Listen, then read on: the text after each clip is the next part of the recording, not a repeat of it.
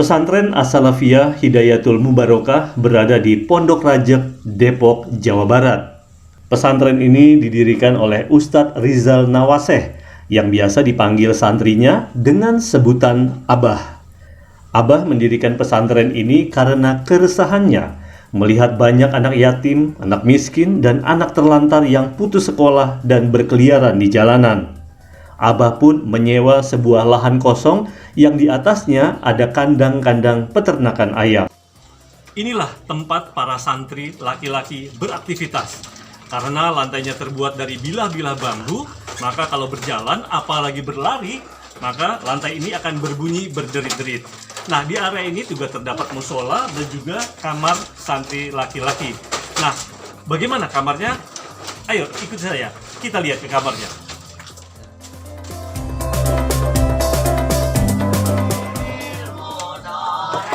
Assalamualaikum.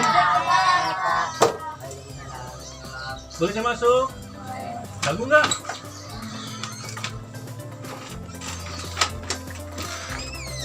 Lagi pada ngapain ini? Belajar.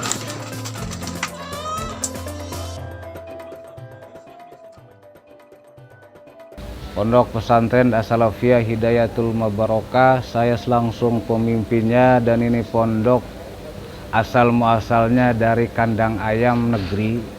Sekalipun adanya seperti ini, hujan kehujanan, panas kepanasan, sering saya tekankan kepada anak-anak, tujuan kita bukan ngelihat ini tempat kandang ayam, dan kita di sini pondok pesantren tujuannya adalah bagaimana saya mencetak sebenarnya anak-anak ini menjadi orang yang berakhlakul karimah. Ada sekitar 50 santri yang belajar di pesantren ini. Mereka tinggal di asrama, diberi makan, diberi pakaian, dididik belajar ilmu agama, dan disekolahkan. Untuk semua itu, Abah tidak memungut biaya serupiah pun. Seluruh santri, hampir 50 anak, SMP, SMP, SMA, beserta SD, bahkan ada yang umur 6 tahun. Anak-anak di sini semua tidak dipungut biaya, baik di pondok maupun sekolah umumnya. Di artinya memang anak-anak di sini latar belakangnya, dan pondok ini saya dirikan dikhususkan buat anak-anak yatim, fakir, duafa.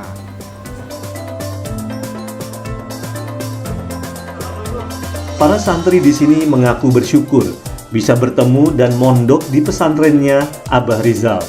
Karena sejak menjadi santri, hidup mereka yang dulu biasa di jalanan dan seolah tanpa masa depan, kini sudah berubah. Ya, saya alhamdulillah ya Pak ya, semenjak saya datang ke sini dengan alasan orang tua saya nggak sanggup ngebiayain di sana sekolah, saya pun sama adik saya sendiri dibawa ke sini.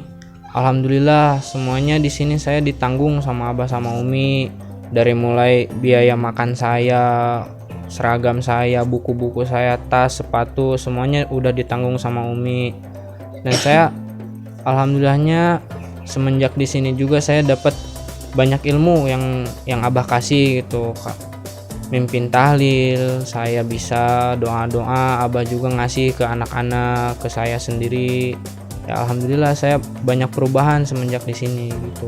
Dulu saya pernah tinggal di jalanan gitu, nongkrong-nongkrong di luar bareng teman-teman, biasalah namanya anak muda nongkrong-nongkrong di luar situ.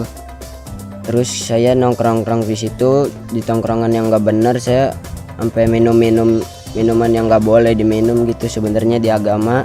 Dan setelah beberapa bulan di sini saya sudah mulai berubah dan sudah sedikit bisa mengaji, belajar di sini.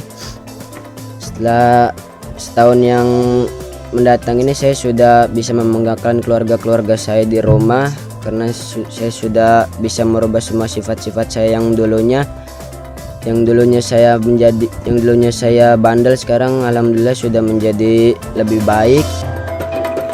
Bagi Abah, rasa lelah dan kerja kerasnya menghidupi 50 santri di pesantrennya akan lenyap dan berubah menjadi rasa bahagia saat melihat mereka bisa memiliki ilmu agama dan hidupnya berguna bagi keluarganya. Kebahagiaan buat saya sebenarnya ketika anak ini punya akhlak yang baik dan saya mendengar anak-anak baca Quran. Ketika malam jam 1, jam 2, saya mendengar santri saya baca Quran, itulah kebahagiaan saya. Dan ini saya tidak saya buat-buat. Mungkin air mata saya ini netes. Antara saking senangnya ngelihat anak saya bisa baca Quran, Pak, bisa sholat dan ngerti akhlak yang baik, mana yang bukan dan mana batil dan mana yang hak. Itulah kebahagiaan saya. Sampai hari ini baru terungkap kebahagiaan saya ketika mendengar anak santri saya bisa baca Quran, bisa adab dan menghargai orang banyak di luar. Itu kebahagiaan buat saya.